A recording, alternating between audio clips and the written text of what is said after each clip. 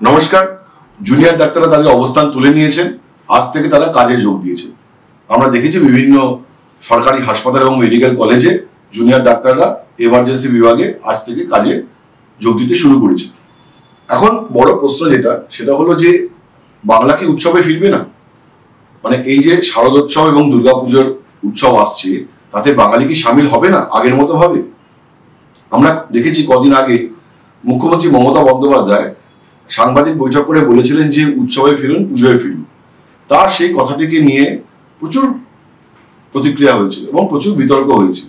আমরা দেখেছি যে সোশ্যাল মিডিয়াতে অনেকেই বক্রোক্তি করেছিলেন, অনেকে সরাসরি প্রতিবাদ জানিয়েছিলেন, নানা রকম কিছু ঘটেছে। আবার আমরা কদিন আগে কি দেখলাম, এই পুজোয় স্বস্তিকা মুখোপাধ্যায় এবং দেবে একটি নতুন ছবি মুক্তি পাচ্ছে, তার নাম হচ্ছে টেক্কা। শহরের বিভিন্ন জায়গায় বিশাল বড় বড় করে হোর্ডিং লেগেছে স্বস্তিকার ছবি দিয়ে, তাতে লেখা আমার মেয়েকে কে ফেরাবে বা আমার মেয়ে কবে ফিরবে, এরকম একটা কিছু লেখা আছে। যেই তার এই পোস্টার বেরিয়েছে, সঙ্গে সঙ্গে আমরা দেখলাম যে কুণাল ঘোষ এবং তৃণমূলের কয়েকজন নেতা সেটিকে পোস্ট করেন এবং পোস্ট করে বোঝাতে চান এই তো স্বস্তিকার দিব্যি উৎসবে ফিরেছেন। মানে দুর্গাপুজোর সময় যদি স্বস্তিকার একটি সিনেমা মুক্তি পায় এবং তার যদি প্রমো শুরু হয়ে যায়, সেটাকে ধরেই নেওয়া যায় যে স্বস্তিকা মুখোপাধ্যায় উৎসবে ফিরেছেন। আমার এখানে বক্তব্য পরিষ্কার, স্বস্তিকা মুখোপাধ্যায়ের ছবি যদি দুর্গাপুজোর সময় রিলিজ হয় তাতে আপত্তি কোথায়? তার মানে কি তার প্রতিবাদ জানানোর অধিকার নেই? এখন কুণালরা যেটা বোঝাতে চাইছেন যে স্বস্তিকার এই পুজোতে ছবিটি মুক্তি পাবে বলেই আরজিকর এবং তারপরের যে আন্দোলন, তাতে স্বস্তিকা মুখোপাধ্যায় এত অ্যাগ্রেসিভ ছিলেন, এত অ্যাক্টিভলি ইনভলভ ছিলেন। কিন্তু কেউ যদি আরো এত অ্যাগ্রেসিভলি ইনভলভ থাকেন এবং সক্রিয় থাকেন, তাহলেও কি এই দুয়ে দুয়ে চার করা যায়?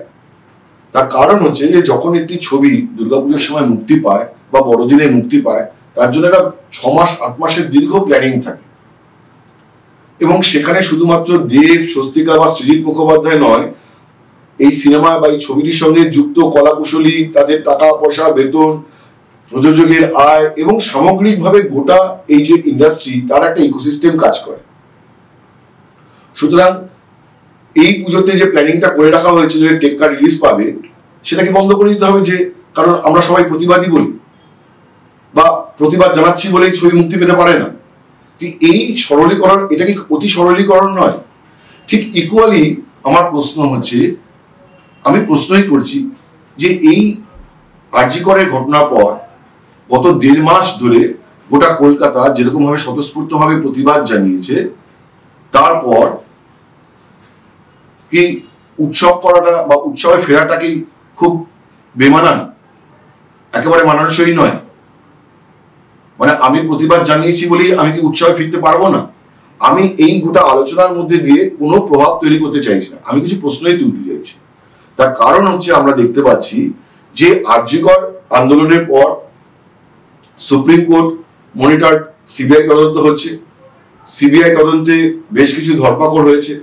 আজকেও আমরা দেখলাম যে 2জন ডাক্তারকে তার জেরা চলছে, 8 ঘন্টা 9 ঘন্টা ধরে জেরা চলছে। এবং অন্যদিকে দেখলাম যে জুনিয়র ডাক্তারদের দাবি মেনে কলকাতা পুলিশ কমিশনার পদ থেকে বিনীত গোয়েলকে সরানো হয়েছে, স্বাস্থ্য দপ্তরের 2-3 জন অফিসারকে সরানো হয়েছে। তাদেরও একটা অ্যাচিভমেন্ট হয়েছে আন্দোলন থেকে, তারা কাজে ফিরে গেছে। কিন্তু তারপরেও আমি দেখতে পাচ্ছি বা আমরা দেখতে পাচ্ছি যে মফস্বল এবং শহরে পাড়ায় পাড়ায় কিছু মুরব্বী, কিছু মাথা, তারা বোঝানোর চেষ্টা করছেন বা তারা প্রভাব খাটানোর চেষ্টা করছেন যে এবারে পুজোটা একটু নিভু নিভু থাকলেই ভালো, একটু স্কেল ডাউন করা, খুব বেশি আলো ঝলমলে ব্যাপার দরকার নেই, নমনমটাকে করে পুজো করে নিলেই ভালো হয়। পাড়ায় যে পংক্তি ভোজন হয় সেটা 3 দিনের জায়গায় 1 দিন হলে ভালো। সাংস্কৃতিক অনুষ্ঠানের কোনো দরকার নেই, কারণ এবারে পুজোটা একটু অন্যরকম। মুখ্যমন্ত্রী যখন এই উৎসবের কথাটা বলেছিলেন যে উৎসবে ফিরুন, তখন আমরা দেখেছিলাম যে শাসক দলের কিছু নেতা সেটাকে অন্যভাবে একটু ব্যাখ্যা করার চেষ্টা করেছিলেন। তারা বোঝাতে চাইছিলেন যে কলকাতায় যে দুর্গাপুজো হয় তার সঙ্গে ফুচকাওয়ালা, বেলুনওয়ালা যারা প্যান্ডেল বাঁধে, তাদের একটা সারা জীবনের রুটিনুজি এর সঙ্গে ইনভলভ রয়েছে। তো কলকাতায় দুর্গাপুজো যে স্কেলে পৌঁছে গেছে, যেভাবে আমরা দেখি যে মহালয়ার পরদিন থেকেই, প্রথমা থেকেই রাত্রিবেলা ভিড় করে মানুষ প্যান্ডেল গিয়ে ঠাকুর দেখেন এবং যে স্কেলে পুজোটা হয়, তার তার ফলে তার সঙ্গে যে একটা ইকোনমি ইনভলভ আছে, আমার মনে হয় যে এইটা মানুষকে বোঝানোর কোনো দরকার নেই, মানুষ সেটা জানে। ফলে আমিও ওইটার পেছনে সময় নষ্ট করতে চাই না যে এই উৎসবের সাথে কত মানুষের জীবিকা নির্ভর আছে। এটা বাংলার প্রতিটি মানুষই আমার মনে হয় এটা অনুধাবন করতে পারেন এবং এটা বোঝেন। আমার প্রশ্ন অন্য, আমার প্রশ্ন হলো যে এখনকার যে সমাজ, তাতে আমরা দেখি যে পরিবার খুবই নিউক্লিয়ার হয়ে গেছে। প্রতিটা বাড়িতেই আমরা দেখি যে ছোট ছোট শিশুরা রয়েছে, ক্লাস 1, 2, 3, 4, 5, 6, 7, 8, এই যে শিশুরা বেড়ে উঠছে, তাদের অনেককেই আমি দেখেছি বাবা মার হাত ধরে মিছিলে হাঁটতে, আরজি করের প্রতিবাদে, ঘটনার প্রতিবাদে মিছিলে হাঁটতে। কিন্তু আমার বক্তব্য হচ্ছে যে তারা তো এই গোটা পুজোর দিকে সারা বছর ধরে তাকিয়ে থাকে যে 4 দিনে কি কি জামা কাপড় পরবো, বাবার সাথে কোন কোন প্যান্ডেলে ঘুরবো, পাড়ার যে প্যান্ডেল হয়েছে সেখানে সাংস্কৃতিক উৎসবে এই গানটা পাইবো, এই আবৃত্তিটা করব, ওই কম্পিটিশনে নাম দেব, এই নাটকটা মঞ্চস্থ করব। তো তাদের একটা সারা বছরের একটা এক্সপেকটেশন থাকে। পুজোটা যদি নিভু নিভু ব্যাপার হয়ে যায় এবং তাদের যদি এই পার্টিসিপেশনটা না থাকে, সারা বছরের যে তাদের যে আকাঙ্ক্ষা সেটা যদি পূরণ না হয়, তাহলে কি এটা একটা মনস্তাত্ত্বিক প্রভাব ফেলবে না? আরো একটি প্রশ্ন, সেটা হচ্ছে যে আরজি করের আন্দোলনে আমরা দেখেছি যে সোশ্যাল মিডিয়া প্রচুর ভাইরাল হতে দেখেছি যে বাবা মার হাত ধরে ছোট ছোট সন্তান শিশুরা হাঁটছেন এবং তারাও উই ওয়ান্ট জাস্টিস বলে স্লোগান তুলছে।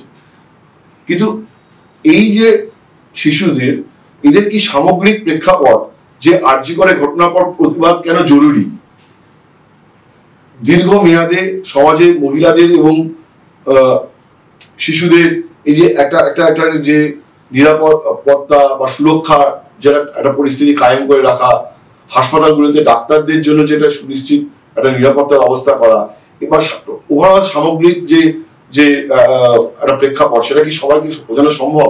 তাদের কি সেই ম্যাচুরিটি এসছে? তাদের যদি আমরা পুজোর আনন্দ থেকে আমরা যদি তাদেরকে বঞ্চিত করি, তাহলে কি ছোট শিশুদের মনে সেই প্রভাবটা পড়বে না, সেই মনস্তাত্ত্বিক প্রভাব পড়বে না? সারা বছরে অপেক্ষা করার পরে তাদের যদি তারা যদি দেখে একটা নিভু নিভু ব্যাপার, প্যান্ডেলে কোনো সেরকম ভাবে আলো জ্বলছে না, এবার কোনো সাংস্কৃতিক উৎসব হচ্ছে না, বাবা নিয়ে ঠাকুর দেখতে বেরোচ্ছে না, বলছে না বাবা এবার ঠাকুর দেখতে যাওয়া যাবে না, এবার আমরা সবাই প্রতিবাদী, এইটা কি একটা মনস্তাত্ত্বিক প্রভাব ফেলবে না? এখানে কিন্তু মনে রাখতে হবে কোনোভাবেই আরজি করের ঘটনা এবং তারপরে যে আন্দোলন, সেটার কিন্তু কোনোভাবেই আমি তার কোনো সমালোচনা করছি না। আমার বরঞ্চ আরজি করের যে ঘটনা ঘটেছে, যে ধরনের একটা নারকীয় পাশবিক ঘটনা ঘটেছে, সেটা একদম মানে ভয়ে, আতঙ্কে এবং উদ্বেগে ডুকরে ওঠার মতোই, এবং তারপরে যে একটা প্রতিবাদ হওয়া উচিত এ ব্যাপারে কোনো সন্দেহ নেই। এবং সেই প্রতিবাদের কারণে আমরা দেখতে পাচ্ছি যে তদন্ত এগোচ্ছে, কিছু কিছু প্রশাসনিক পদক্ষেপ নিতেও সরকার বাধ্য হয়েছে, ইত্যাদি প্রভৃতি। কিন্তু ফিরে আসছি উৎসবের কথায়, যে এই যে পাড়ায় পাড়ায় কিছু মুরব্বী চাপিয়ে দিচ্ছে এবং তার ফলে যে পুজোটাকে নিভু নিভু একটা অ্যাফেয়ারে অনেক জায়গাতে পৌঁছে যাচ্ছে, সেটা কতটা সমীচীন হচ্ছে। কেউ কেউ আমরা দেখতে পাচ্ছি এই থিমের পুজো নিয়েও কিন্তু কটাক্ষ করতে শুরু করেছে। কিন্তু মনে রাখতে হবে যে এই যে থিমের পুজো, এটাতেও কিছু কিছু মানুষের বা বহু মানুষের সারা বছরের ক্রিয়েটিভ থিঙ্কিং, তাদের সারা বছরের ভাবনা, আমি ইকোনমিক দিকটার কথা যাচ্ছি না, সেটা সবাই জানি ইকোনমিক দিকটার কথা, কিন্তু যখন যে একটা প্যান্ডেলের যখন একটা থিম তৈরি করতে হয়, তার পেছনে যে কি পরিমাণ ভাবনা থাকে এবং কত মানুষের ভাবনা থাকে, ক্রিয়েটিভ থিঙ্কিং থাকে এবং লোককে দেখাতে চায় সেটা, তাদেরও কি একটা এই জায়গা থেকে তারা আশাহত বা হতাশ হবেন না? এই প্রশ্নগুলো আমি জাস্ট তুলছি। এর পক্ষে মত থাকতে পারে, এর বিপক্ষেও মত থাকতে পারে, এটা কোনো চাপিয়ে দেওয়ার চেষ্টাই নয়। কিন্তু এই প্রশ্নটা প্রাসঙ্গিক বলেই আমার মনে হচ্ছে। আরো একটা বিষয় আমরা দেখতে পাচ্ছি, সেটা হলো আমরা কি পিয়ার প্রেশারে এসে আছি। মানে সহজ করে বোঝাই, সেটা হচ্ছে যে এই পুজোয় যদি আমরা এবার নতুন নতুন জামা কাপড় কিনতে চলে যাই, তাহলে কি পাশের বাড়ি কাকিমা বলতে পারেন যে দেখো এরকম একটা পরিবেশ, তার মধ্যে নতুন জামা কাপড় কিনতে চলে গেল? বা আমার ছেলে মেয়ে যদি রোজ নতুন নতুন জামা কাপড় পরে প্যান্ডেলে যায়, তাহলে ওদেরকে প্রশ্নের মুখে পড়তে হতে পারে? আমরা কদিন আগেই দেখেছি যে সোহিনী সরকার, তার একটি পুরনো ছবি ভাইরাল হয়েছিল বা বেরিয়ে গেছিল, সেটা হচ্ছে কোনো একটি জুয়েলারির দোকান থেকে উনি সেজে গুজে বেরোচ্ছে, ব্যাস। মানে সোহিনী সরকার প্রতিবাদ জানিয়েছে এবং বলেই সোহিনী সরকারের নতুন জামা কাপড় পরার কোনো অধিকার নেই। আমি আরজিকর কাণ্ডের পর প্রতিবাদ জানিয়েছি, রাত 1টা-2টো পর্যন্ত আমি যাদবপুর এবি বাস স্ট্যান্ডে দাঁড়িয়ে স্লোগান তুলেছি। তারপরেও যদি আমি আজকে পুজোতে নতুন জামা কাপড় পরি, তাহলে আমার যেন প্রতিবাদটা লঘু হয়ে যাচ্ছে। ব্যাপারটা কি সেরকম?